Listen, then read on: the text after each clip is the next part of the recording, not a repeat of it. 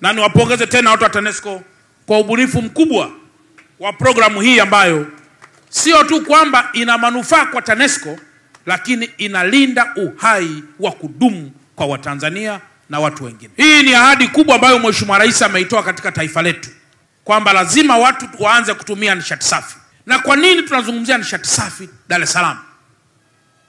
Leo watu na nchi wakikata miti kule mikoani, masoko yao ya miti na mikaa yao Dar es Salaam. Kwa Dar es Salaam mkisema hatuutaki mkaa huo kwa sababu ya mambo niliyokwisha yataja, maana yake masoko ya mkaa yatakuwa ni madogo na hakutakuwa na dili tena la kukata mti kule kijijini.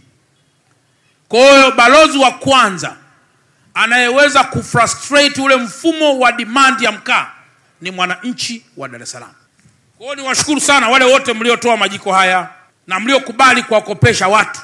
Mmefanya kitu kikubwa sana cha kiungwana, kukopesha watu majiko. Ukikopa jiko lile leo, utalipa kidogo kidogo kupitia marejesho unaponunua umeme wako unakatwa. Lakini zaidi tuunge mkono mpango huu wa connect umeme, pika kwa umeme. Nishati safi ziko nyingi.